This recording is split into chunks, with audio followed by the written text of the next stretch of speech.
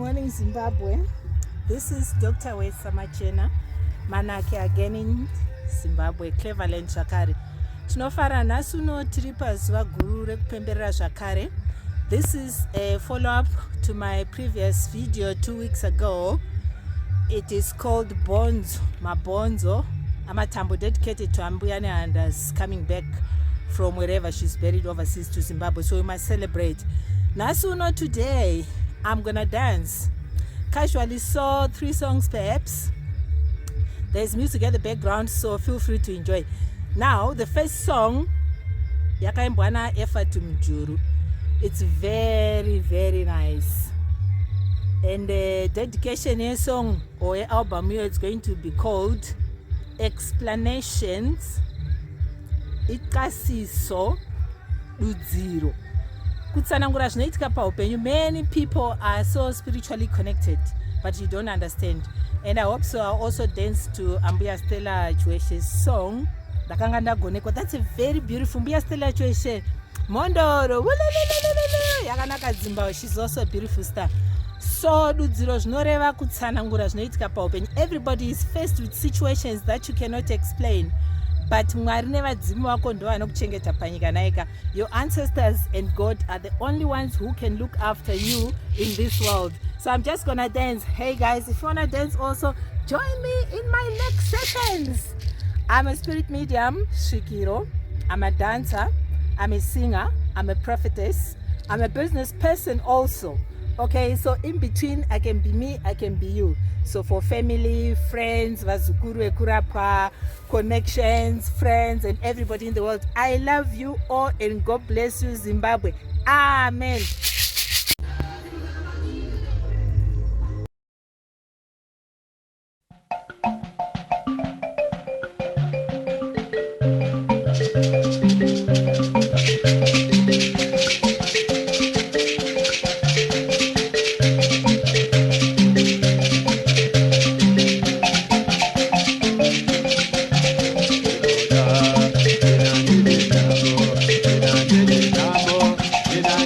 Bye.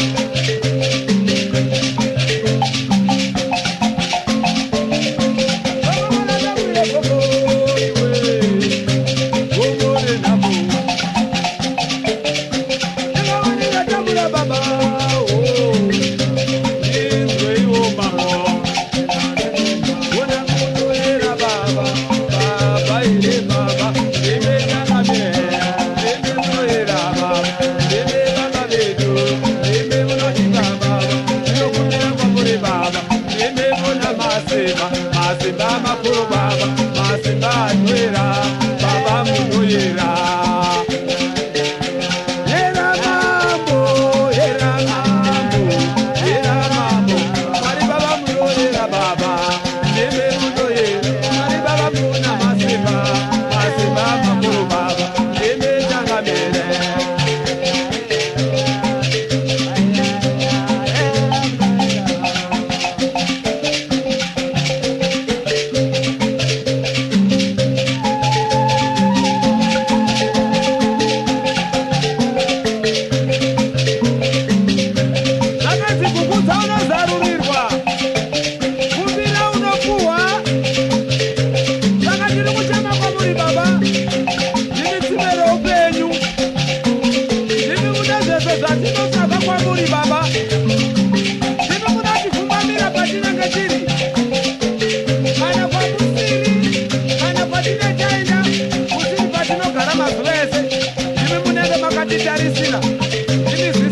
Baba, tinotenda baba, netsitsi dzenyu.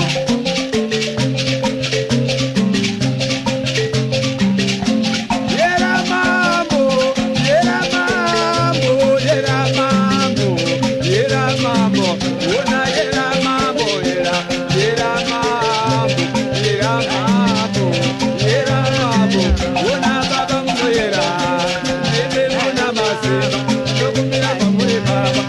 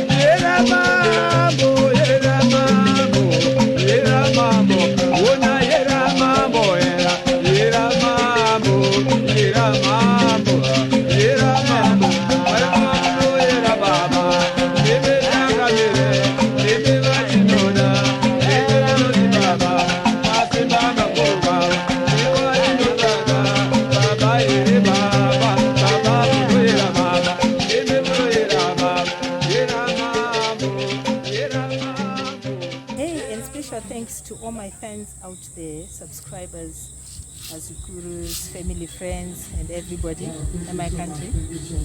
Thank you for subscribing. God bless you. There's more coming. It's not 10.